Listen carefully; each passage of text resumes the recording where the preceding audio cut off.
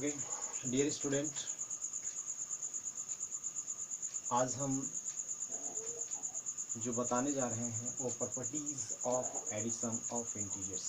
ठीक है, properties of addition of integers के बारे में बताने जा रहे हैं। जैसा कि इसके नाम से ही पता है, हो जाना चाहिए कि इंटीजर्स का एडिशन होगा और जब ऐड करेंगे तो वो कौन कौन सी प्रॉपर्टी को होल्ड करता है या कौन कौन सी प्रॉपर्टी उसमें आता है, उसके बारे में हम लोग पढ़ेंगे।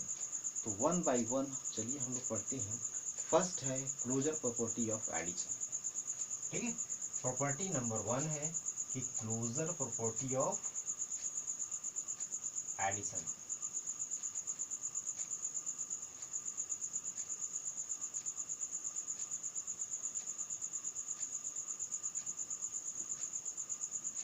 Closure property of addition, right. तो ये क्लोजर प्रॉपर्टी में देखिए होता क्या है कि if we take any two integers, if we take any two integer and add them, result will be always in integer, right. Two integer लेना है और टू इंटीजर लेने के बाद उसको ऐड कर देना है। जब ऐड करेंगे तो जो रिजल्ट आएगा वो भी हमारा इंटीजर ही होगा।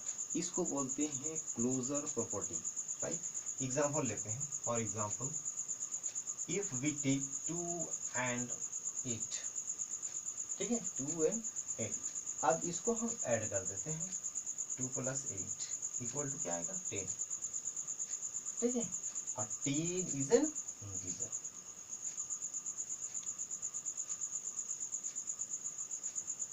10 इज एन इंटीजर, राइट। अब दूसरा लेते हैं। जैसे हम मान लेते हैं -5 and 8, राइट। ये दोनों लेते हैं। अब इसको ऐड करिए। जब ऐड करेंगे तो इसका जो वैल्यू आएगा वो होता है हमारा क्या? 3, और 3 is an integer. 3 is an integer, right. तो क्लोजर प्रॉपर्टी आसानी से समझ में आ गया होगा। कोई भी टू इंटीजर कंसीडर करना है और उसको ऐड कर देना है। जब ऐड करेंगे तो रिजल्ट जो आएगा ऑलवेज इन इंटीजर, इसको बोलेंगे हम क्लोजर प्रॉपर्टी। ठीक है, तो आप भी इंटीजर लीजिए तो और उसको ऐड करके देखिए और वो जो आएगा इंटीजर ही आएगा। ठीक है, तो ये हमारा हुआ क्लोजर प्रॉपर्टी, राइट। अब चलिए कम्यूटेटिव लॉ ऑफ एडिशन देखते हैं। ये सेकेंड प्रॉपर्टी है, commutative law of addition second property है। Commutative law of addition, commutative law of addition. ठीक है, तो चलिए देखते हैं कम्यूटेटिव लॉ ऑफ एडिशन क्या है। ठीक है, if we take two integer and add them, फिर से उसको ऐड करिए। ठीक है, add them, what will be result? Whatever result came, जो भी रिजल्ट will become, जो भी आएगा रिजल्ट, ठीक। फिर क्या करेंगे? सेम को ऑर्डर चेंज कर देंगे। Again change the order and add them, order को चेंज कर दीजिए। जैसे अगर हम लेते हैं एग्जांपल लेते हैं कि इंटीजर जैसे यही 2 और 8 लेते हैं। ठीक है, 2 और 8 लिए तो इसको हम 2 + 8 ऐड किए तो ये क्या आएगा हमारा? 10। इसी तरह से 8 + 2 लेंगे और ये भी आएगा 10। अगर जहाँ भी इस तरह की प्रॉपर्टी को होल्ड करता है इंटीजर में, और इंटीजर में करता ही है, ये याद रखना है कि कम्यूटेटिव लॉ ऑफ एडिशन होता है तो ऑर्डर को चेंज करने के बाद भी उसका जो रिजल्ट आता है सेम आता है। इसको बोलते हैं हम लोग कम्यूटेटिव लॉ ऑफ एडिशन। ठीक है, मीन्स इसको ऑर्डर को चेंज करने से भी उसका वैल्यू जो रिजल्ट आना होगा उसमें कोई भी डिफरेंस नहीं आता है।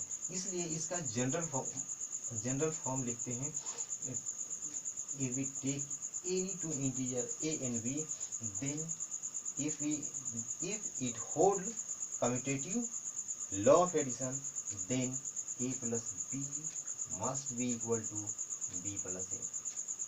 ठीक है, तो ये एक जनरल फॉर्मेट है जो ये बताता है कि कम्यूटेटिव लॉ को होल्ड करता है ये हमारा इंटीजर, और में भी ये फॉलो करता है। ठीक है, तो यहाँ इंटीजर के बारे में है तो हम सिर्फ इंटीजर के बारे में ही बात करेंगे, राइट।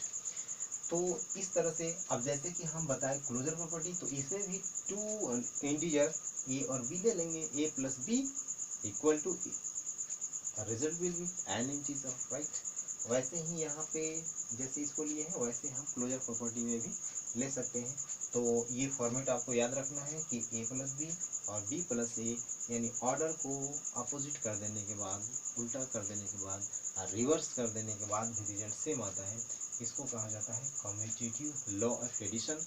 अब एक और एग्जांपल लेते हैं, मान लेते हैं हम लेते हैं 3 माइनस में एंड माइनस में 12, राइट।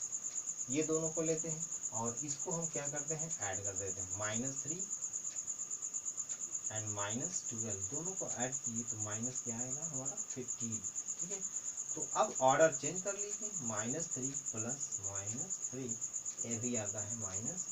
ठीक है, तो ये देखिए ऑर्डर को चेंज करने के बाद भी इसका जो रिजल्ट है वो उसमें कोई डिफरेंस नहीं आया, तो ये हमारा है कम्यूटेटिव लॉ ऑफ एडिशन। जहाँ भी इस प्रॉपर्टी को होल्ड करेगा आपको तुरंत समझ जाना है कि ये कम्यूटेटिव लॉ ऑफ एडिशन है। चलिए हम नेक्स्ट जो बता रहे हैं वो नेक्स्ट प्रॉपर्टी है associative law of addition.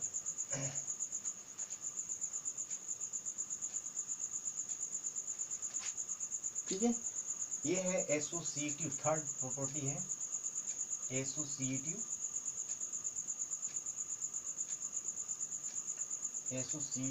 Law of addition.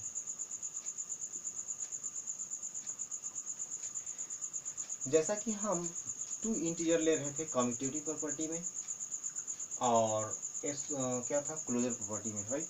लेकिन अब हम एसोसिएटिव लॉ ऑफ एडिशन में हमको 3 इंटीजर कंसीडर करना है। If we take 3 integers, right, 3 integers को लेंगे और उसको 2 का ग्रुप बना करके ऐड करेंगे 1 by 1। ठीक है, और उसका जो रिजल्ट आएगा वो सेम आएगा। देखिए कैसे आता है, एग्जांपल लेते हैं, मान लेते हैं हम लिए 3, 5 और 9, 3 इंटीजर लिए। ठीक है, अब इसको 2 + 5 + 9 इन फर्स्ट 1 ब्रैकेट। ठीक है, इसको इन 1 ब्रैकेट 5 + 9 को एक ब्रैकेट में लिए, राइट। इसको अब सॉल्व कर लीजिए, क्या आएगा। तो पहले जो ब्रैकेट में है जनरली उसको सॉल्व किया जाता है। ठीक है, तो पहले हम उसको सॉल्व करेंगे तो क्या आएगा, चलिए इसको नीचे लिखते हैं। 2 + 9 + 5 क्या होगा 14, this will be it come 16। ठीक है, तो 16 आया।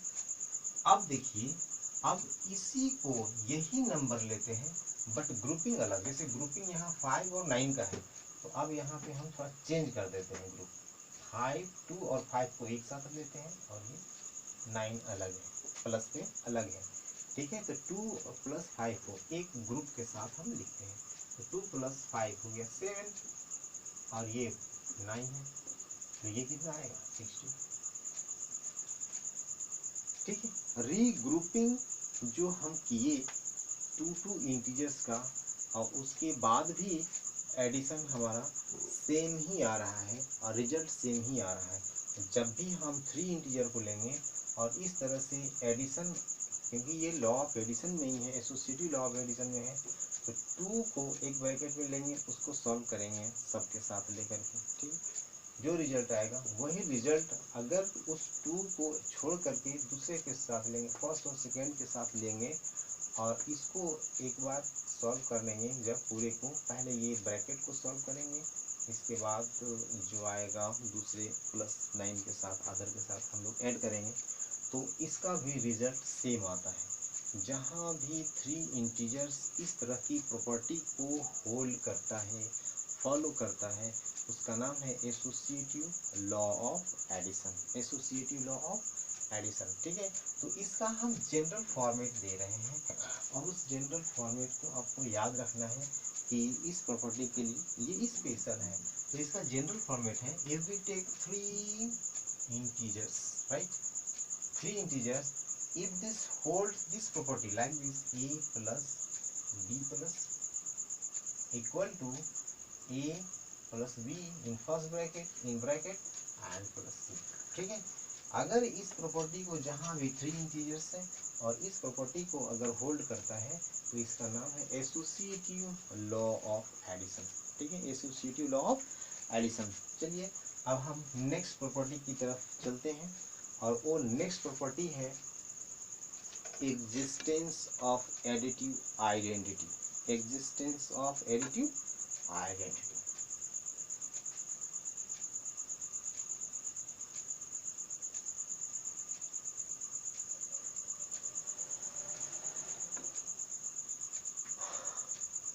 Number 4, existence of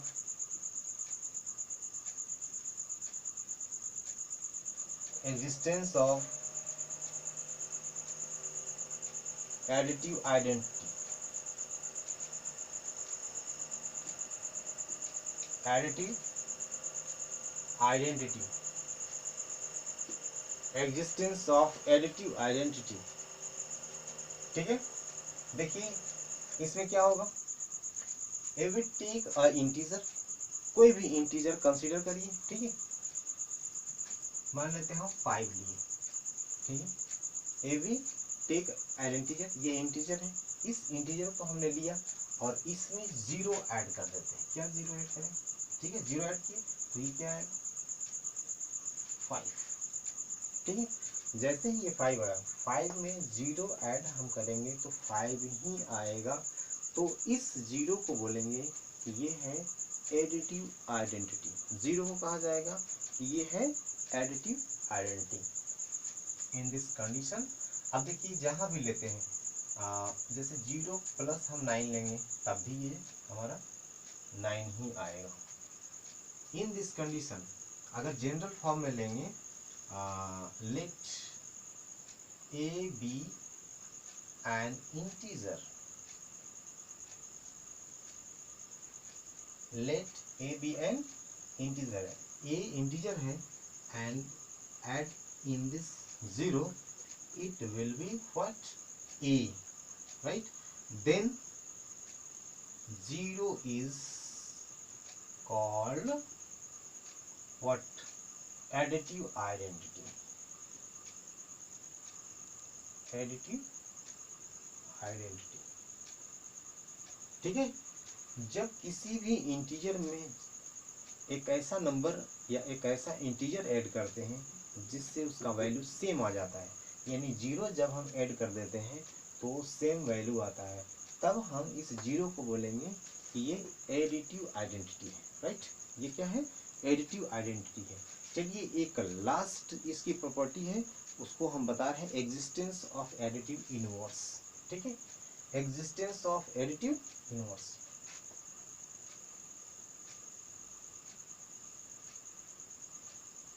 existence of additive inverse, तो ये याद रखना है। ठीक है, किसी भी इंटीजर को आप लीजिए, कोई भी इंटीजर लीजिए, राइट, मान लेते हैं इंटीजर हम लिए 5। ठीक है, 5 ही लिए इंटीजर जो यहाँ लिए थे, और इसमें कौन सा इंटीजर को ऐड कर दें कि रिजल्ट हमारा 0 आ जाए। इसमें क्या था कि कोई भी इंटीजर लेंगे उसमें हम 0 ऐड करेंगे तो हमारा क्या आता है, सेम इंटीजर आता है, सेम नंबर आता है। ठीक है, तो इस 0 को हम लोग बोलते हैं एडिटिव आइडेंटिटी, या ऐसा नंबर जैसे 5 लिए तो 5 में हम क्या चीज़ ऐड करेंगे कि हमारा सेम नंबर आएगा। ठीक है, तो उस कंडीशन में जो भी चीज़ ऐड करेंगे और सेम नंबर को अगर देगा तो उसको हम लोग बोलेंगे एडिटिव आइडेंटिटी। यहाँ पर सेम उसी तरह का कुछ है फॉर्मेट कि एग्जिस्टेंस ऑफ एडिटिव इनवर्स। अगर हम 5 लिए, 5 में क्या चीज़ हम ऐड करें कि रिजल्ट 0 आ जाए। ठीक है, तो अगर हम 5 में -5 अगर हम ऐड कर देते हैं तो इसका रिजल्ट 0 आ जाता है। यहाँ 0 ऐड करते थे, यहाँ रिजल्ट ही 0 लाना है। तो इस 5 को बोलेंगे एडिटिव इनवर्स है। ठीक है, एडिटिव इनवर्स ऑफ 5 है। ठीक है, तो additive inverse of 5 equal to -5 या निगेटिव इंटीजर बोल सकते हैं, 5 का निगेटिव इंटीजर ऐसे हम लोग कंसीडर कर सकते हैं। तो चलिए इसको थोड़ा और एक्सप्लेन करते हैं और एक एग्जांपल लेते हैं और एग्जांपल के थ्रू समझने की कोशिश करते हैं। इसी तरह से अगर -6 है, -6 में हम 6 ऐड करेंगे तो ये 0 आएगा। ठीक है, then 6 is called additive inverse of -6 and -6 is also is known as additive inverse of 6। 6 का additive inverse -6 and -6 का additive inverse 6 होगा। ठीक है, तो अब चलिए हम जनरल फॉर्म लेते हैं। if we take a integer a, if we take an integer a, if we add in this -a, it will be 0, then a, then -a is called additive inverse of a, additive inverse of a। ठीक है, -a को a का additive inverse बोलेंगे, right. Same तरह से हम बोल सकते हैं कि a is also additive inverse of a, -a, additive inverse of minus। ठीक है, a is also additive inverse of minus a का additive inverse -a और -a का additive inverse a होगा। ठीक है, तो हमें उम्मीद है कि ये जितनी प्रॉपर्टी हम 5 प्रॉपर्टी बताए हैं, ये 5 प्रॉपर्टी आपको अच्छी तरह से समझ में आया होगा। ठीक है, तो नेक्स्ट टाइम हम दूसरी प्रॉपर्टी के साथ हाजिर होंगे। तब तक के लिए इस वीडियो से रिलेटेड जो क्वेश्चन है, जो भी रिलेटेड ये जो भी कॉन्सेप्ट बताएं, जितना भी आपको इससे रिलेटेड क्वेश्चन मिलेगा, आप उसको तब तक करते रहिए। Okay, thanks.